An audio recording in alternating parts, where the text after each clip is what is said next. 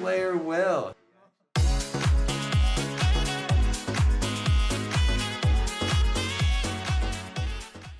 Welcome back, Visions fans. Ready Player Will here. Today we're reviewing the brand new character released to Global and JP, the Halloween Lucio character review. He's the new seasonal unit they just released, so let's talk about what we'll go over. It's going to be the character overview, the base and total stat analysis with some other stats leading up to the report card where we kind of contextualize those stats in the rest of his kit. We'll talk about the general thoughts where I kind of give him more a bird's eye view on some of my analysis of the character. We'll then go a little deeper into the passives, the counters, the job abilities, auto priority, TMR review, the job-based division card eligibility, which is very important for Halloween Lucio, Esper Synergies, and then some weapon optimization pieces and some stat calcs about his evasion because he's a little bit unique compared to some other evade units. But kicking things off, he's a brand new Earth unit added to the game. They've given him the Axe Knight, which Grifford was recently given as a new unique main job, and Lucio has the similar job but a different 120 ability, as we'll see on it. He does have the Lancer and Duelist subjobs on there. He equips axes with armors, helms, and accessory with a move of 3, jump of 1 as a 70 cost unit. Obviously very important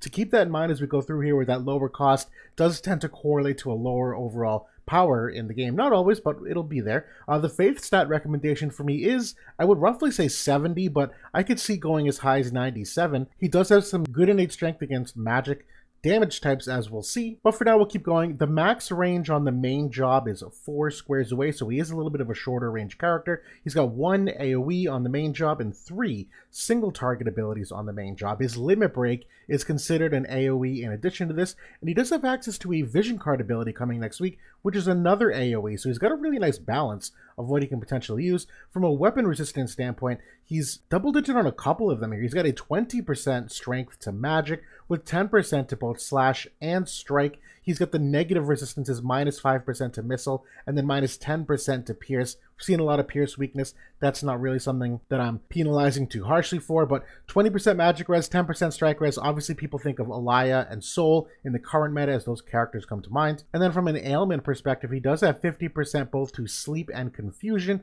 and 10% to charm. Overall, not the worst ones, but because he will have likely a semi-higher faith, I would be concerned with a couple of them, but overall I think he's in a safe spot from an ailment perspective. But overall, these are not the worst ailments in the world. They're present, maybe just not meta, if you will. I know things like Poison and Paralyze are a little more top of mind, but when we look at the Mastery ability, they've given him 15 slash res pen here. Very important, with 20 reaction block rate as well. And on the Dream ability, they give him another 15 slash res pen. Very important that the 30 slash res pen total is right here in the 140 in the Mastery ability. They've given him an additional 15 evade rate to everything and 10 evasion extra to magic types specific, which does stack with that 15%. So yes, he's got that 20% magic res and the extra evasion versus the magic damage types that I'm okay going with that higher faith because he does have access to a sleep status effect on his main job. And I imagine you would likely pair him with other glove-oriented characters in a rainbow team where he might be getting some external healing, so I think it's nice to keep that health pool up. But let's get into the stats of things here. We'll look first, obviously, at base HP, and I have a couple different views to how to look at this. The top left chart, and this is the same for all the base stats, kind of groups these stats into smaller buckets to see where they fall relative to, you know, other groupings of characters. This line on the bottom left is obviously just literally a line of the plots, but it doesn't give a good indication of how many units are concentrated in that area. The Box and Whisker plot, obviously a little bit of a next level stat look at some of this, but all you really need to know is that the blue area roughly accounts for the middle 50% of all character stats. This top line here is basically your max stat, with these dots being outliers. These are characters like Engelbert, who are way outliers above the others, to give a general idea of where they fall in terms of like a median 25th and 75th percentile. But that summary aside, Lucio does start a smidge higher here on base HP, and he is absolutely an evade unit, so I'm a little bit surprised to see him this high on the base HP. It's not significantly higher, but it's higher than I would have guessed upon his release. He's obviously, relative to other units, a little bit of a step ahead, but still within that 75th percentile or so, where 3286 is that base HP. It's not off the charts, but it's certainly strong for an evade unit, in my opinion. When we look at the base attack next, he's also in that upper echelon here of where base attackers tend to get grouped up, you know, above the 75th percentile. I'm overall very happy with that from a base attack perspective. And he's got a few things where that base attack will get leveraged in terms of amplifying it throughout the kit. We look at base agility, roughly about average here in this middle grouping here. Base agility obviously is only one part of the story, as we see many times, so I'm not terribly concerned about the starting point for base agility for him.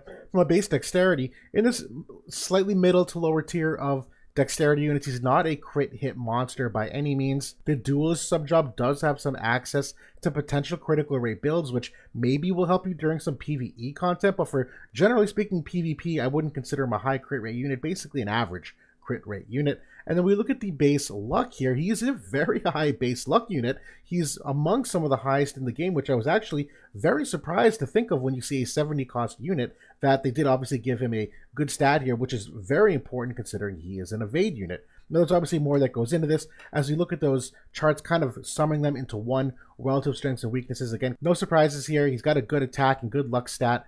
HP just slightly above the average here. When we add in the board nodes and the mastery, well, not a lot changes. Really just the agility taking a big bump up here, which is very important. They've given him 13 agility points on the board nodes, which overall I'm very happy with these stats. Again, that lower overall HP, not a huge concern. That's a very common trend in evade units where they obviously trade off a little bit of a total health pool in the hopes that you'll be just evading more hits overall. Now we look at the agility when you consider vision cards, both 15%, 8% in the main and sub slots here. He does not have any agility boosting passives in his kit, so he ends up roughly at that 82 agility or so. And overall, it tends to be just a smidge above average, but I kind of don't like that he doesn't have an agility passive. That is kind of a staple to many characters, but overall, that's not a bad spot to be. He's obviously in good company here on the higher side of things in terms of total agility with those vision cards. Look at the crit hit and crit avoid, very similar story to before, very average from a crit hit perspective. The crit avoidance rate, very high luck unit. He actually does skew much higher than most units on this regular grading of crit evasion. These units that you're seeing here that are kind of the outliers have crit evade built into their mastery ability.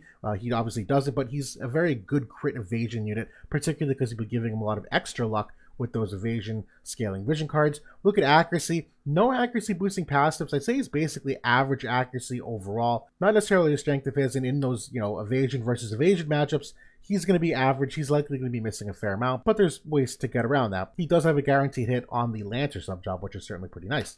Now look at the evasion overall. When you add all of the luck scaling equips, so the 2 luck vision cards, the luck trust stone set, the 10% luck trust stone passive, he is in very high company here in terms of what total evasion is. This is not counting his 10% magic evade, which isn't part of this calculation. It's technically even higher than that. He does have evasion buffs in his kit as well, so very strong here. I was very happy to see this on a 70 cost unit, which finally brings us to the report card, where we can talk about all of these a little more in the context of what else is in his kit. And so effective HP, literally just looking at defense, spirit, innate resistances. He's got no defense or spirit innately, and he's got no AoE or unit res innately. He does have 15 unit res on a passive though, which you will likely have on all the time. But overall, C- here, which actually is not a bad spot for evade units. They're typically even lower, but overall, effective HP, not going to blow you off the charts with how much damage he really takes overall. But survivability, I'm going with a B here. He does have a 7,500 physical barrier, which can be broken, but obviously not everyone has access to it.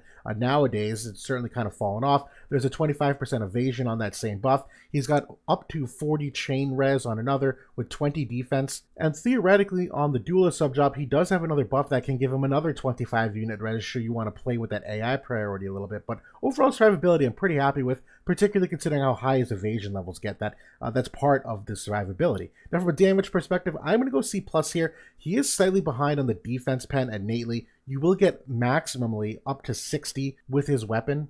Top tier characters easily get 80 to 100, so he's definitely a step behind on that metric. And slash res pen, he only has 30 innately. You'll get 40 with the trust stone passive. You can get more with vision cards. His limit break does give him more too, but overall in terms of general battle, a little bit of a step behind here too. There's some ways to get around it, but I don't think he's going to blow anyone out of the water with how much damage that he's doing overall. Now the agility, I'm going with a C+ here. He is a little bit average, a little bit above average here, 82 versus the 77 average, and even with passives equipped, he's an agility point ahead of the average, and he has no agility boosting passives, which I really don't like. A lot of these evade units tend to be exceptionally speedy. He's not one of them. He's fast and probably faster than many characters, but not the level of the top tier evade units and getting up to those high 120s in terms of potential agility. His main buff, though, does give him a ton of agility. So for the first 3 turns, he actually will be very speedy, but that obviously just doesn't last and can be dispelled. Now, the accuracy, going with a C here, average accuracy,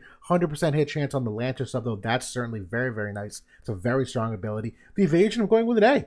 Excellent innate evasion. His own vision card that he'll be getting next week gives him an extra 5% more than what your average luck vision cards give other units. So he's got a smidge of an edge there. He's got that extra 10% evasion versus magic attacks. He's got another 15 evade from his weapon when his HP is above 50%. That's a big part of his total evasion. And we'll see that at the end of the presentation as well when I talk about the downside of the armor equipments, not the cloth equipments. But overall, great evasion. Movement, I'm going with a C here. He does have move +1 on the duelist sub. Really not likely a buff, though. So this is really like a D for movement because it's not going to happen actively. Again, I really don't like that he doesn't have access to that as flexibility on a passive. But overall, not the end of the world. The auto ease of use, I am going to go with a C here. Now, obviously, evade is difficult to make work nowadays, particularly with rainbow teams where you have to be a little more creative with your vision card min-maxing, some of your AI, in terms of which enemies in the laning you're going against, if they have guaranteed hit or not. So overall, a little more difficult, obviously, than your top-tier characters to make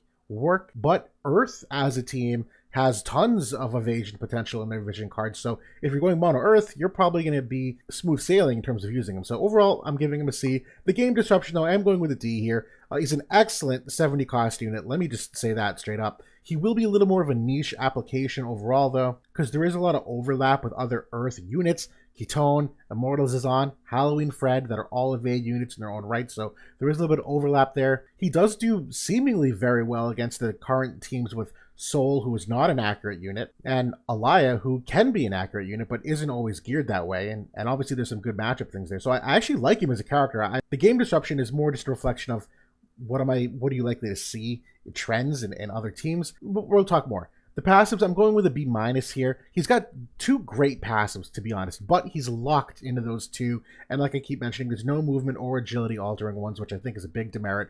Overall, they're good passives. I wish there was some flexibility, though. The counter abilities, I'm going with a B+ here. I think he's got 2 great counter options that we'll see soon. The overall job and kit, I am going with an A-, though. I think he's got some creative utility, some really nice X factors that you don't always get to see in a lot of these characters. And the final grade I'm going with, though, is a B. He's a surprisingly good unit. Even if the game disruption isn't there, he won't make any waves. And we'll obviously talk about this more in the general thoughts, but overall, he's actually a very solid unit. So let's dive deeper. The general thoughts, slightly behind on that slash damage upside, where 40 slash res pen innately with the Trust Stone passive, not including the limit break, which certainly could get that higher. You will get some more slash res pen from the Earth Vision cards, which does have a couple nice ones there. You do get 60 defense pen innately with his weapon. Will not get higher than that because the 20 defense pen on the weapon will not stack with the 10 defense pen on the Trust Stone passive, so you're capped at 60 there. And there's no multi-hits on the main job, so when you talk about like chaining potential with characters like Halloween Fred or King Bradley, obviously, you lose a little bit of that damage upside, so, slight step back compared to what other top-tier characters have, but again, 70 cost unit. He has great utility otherwise. You can tell from the amount of bullet points here. His 120 ability is both a Dispel and 50 healing power down. He's got a self-buff that, upon hits, will both Dispel, Protect, and add another 30 healing power down. That will stack with the 50 healing power down of that 120 ability, which is exceptional for all these tanks and self-healing abilities we're seeing now. His teammate buff is that 40 elemental chain res, 20 defense, 20 strike res. He's got sleep access on an AoE ability, which does allow for great damage opportunities and turn order manipulation.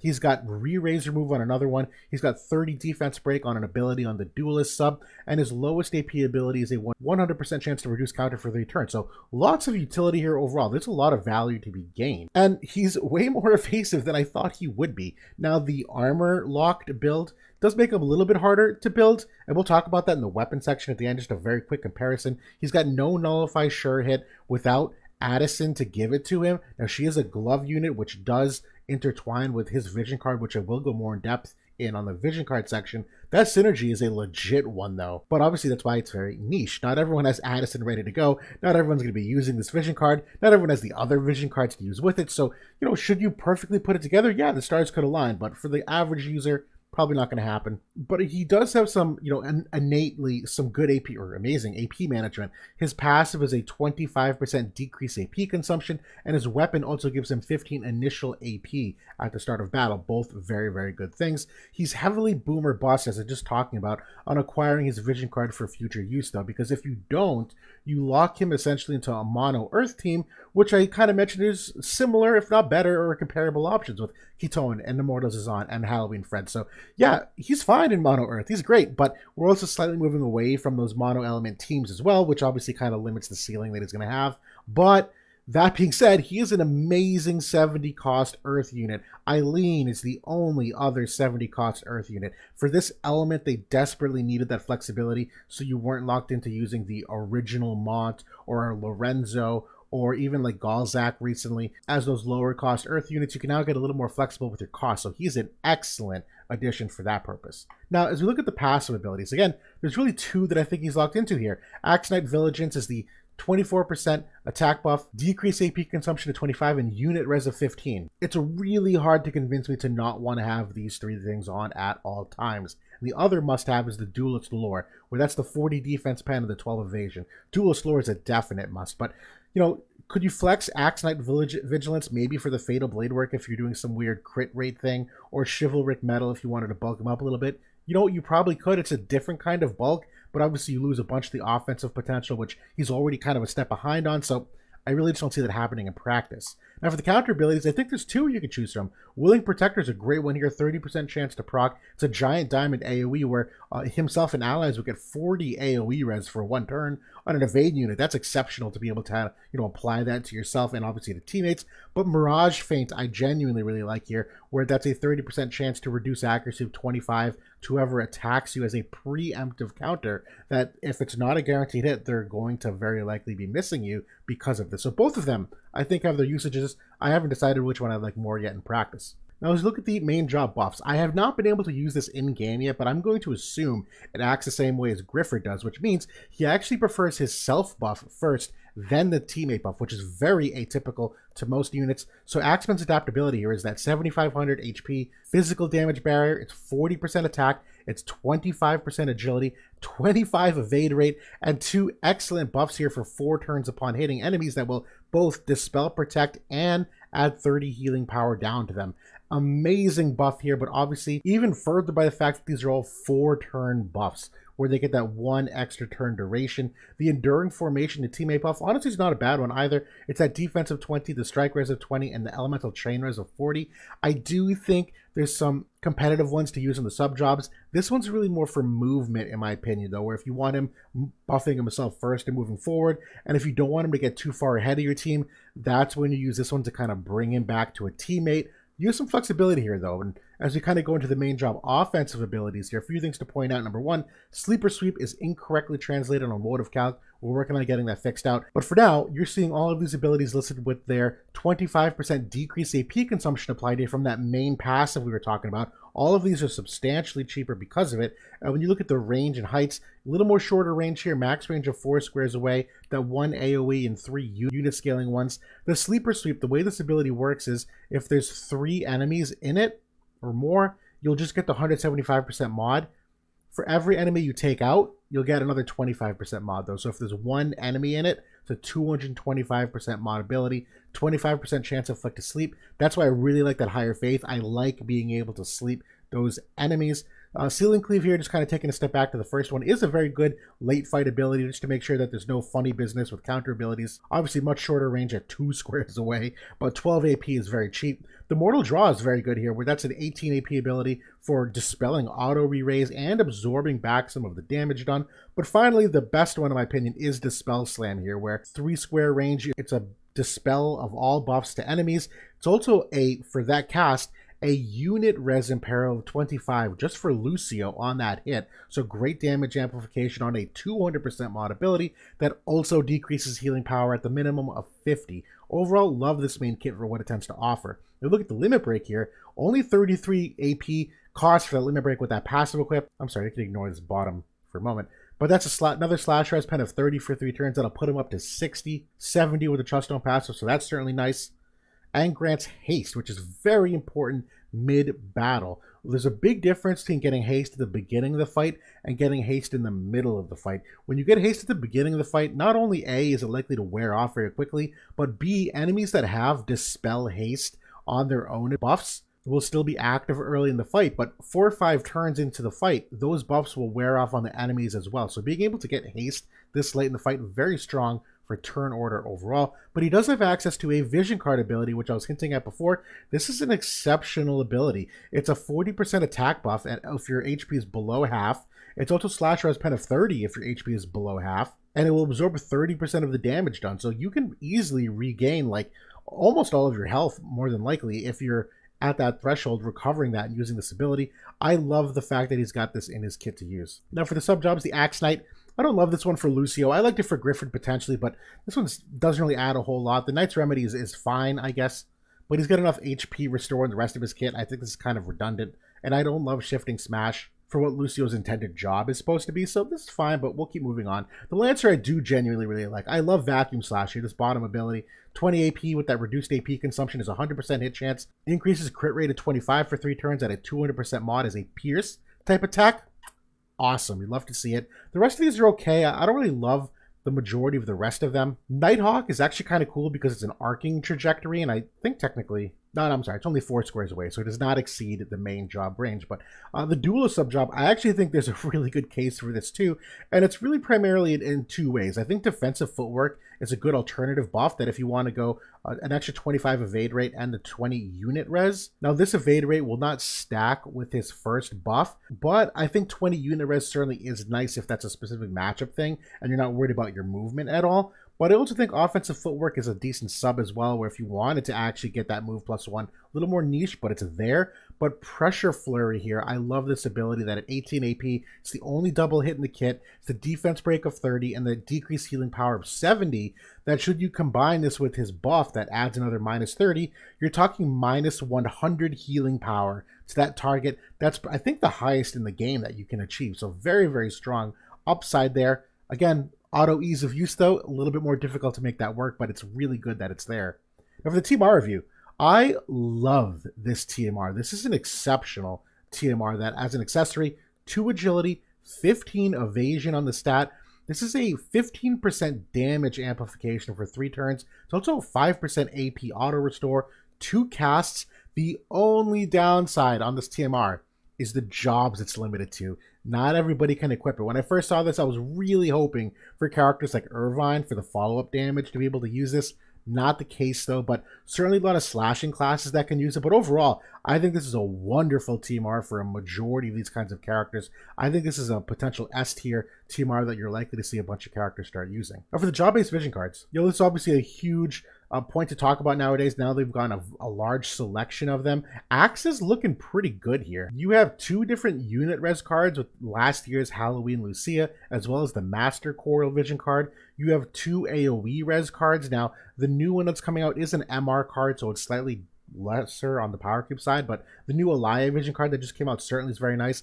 Extra acquired AP on this one, which she's already really good at, so that synergizes very well. Lucio as an evade unit also has access to the Yuffie Vision card for that extra crit damage, evasion, and acquired AP. That's another excellent one. His Vision card in particular, though, is one that you really need to keep your eyes on. This Vision card is absolutely exceptional in that it's a 42% luck Vision card. It adds an extra 5 evade as the unit. I'm sure we're likely to get something else for Lucio as a bestowed ability when this comes out. It's also got the ability that we pointed out before. And when you talk about the overlap of the classes here, there's a lot of good support units here when you look at, even within Mono Earth, Renoa having that pairing there as a glove unit.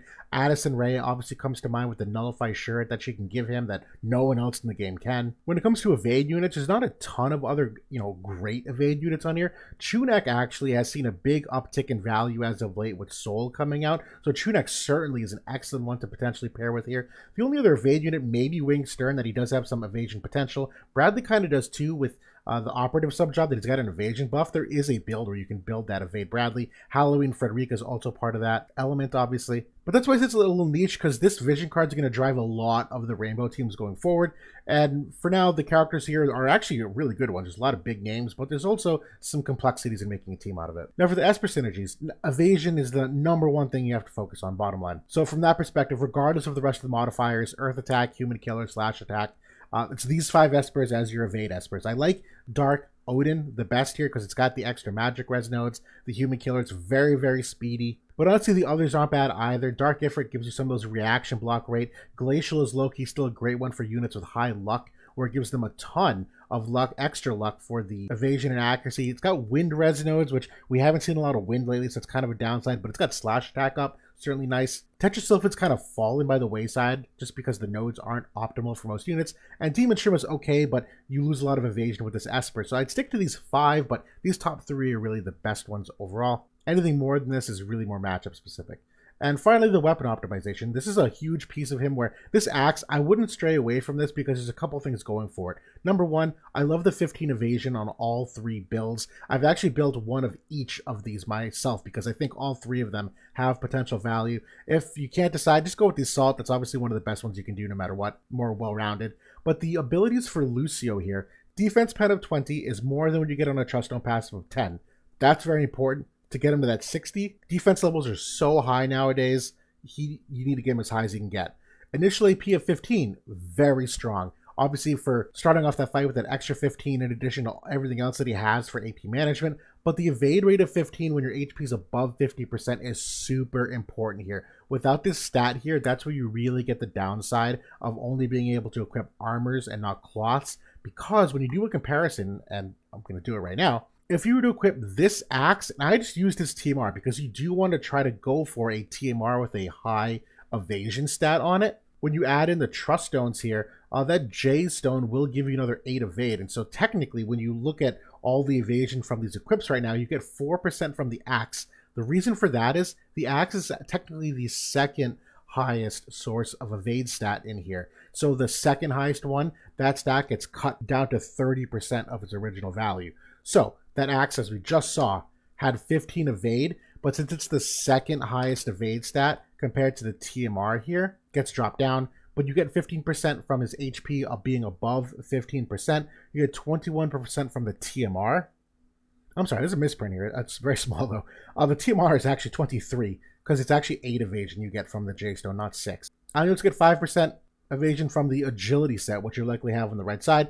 All in all, 45 to 47% evasion. When you compare that to the Black Garb, which you would have been using alternatively, this you would get 25% from the main stat, 15% from the box stat. I'm going to just skip ahead here, not go through the numbers. Yes, you're evading less by not having the Black Garb. It's really only like 7 to 9%. It's not the end of the world. Yes, it's a step back, but that does kind of get made up for by the fact that his vision card is a 42% luck vision card, not a 35% luck vision card. So there's some things that in the net effect of the game, I'm not worried that he can't equip these cloths. But that's the Halloween Lucio character review. This is obviously a very interesting character. A lot of people are going to be building him to see exactly how impactful he is. I don't have the highest hopes in the world because, again, he's a 70 cost unit. There's some very clear deficiencies here compared to the top tier units. That being said, there's a lot of really great strengths here, too, that he will add a ton of value for those that invest in him. And I'm sure throughout a variety of ranks and game modes, you'll likely get some benefit. There's a lot of utility here that I don't see going away anytime soon. But that's it for now. Thanks for watching, everybody. I'll talk to y'all later.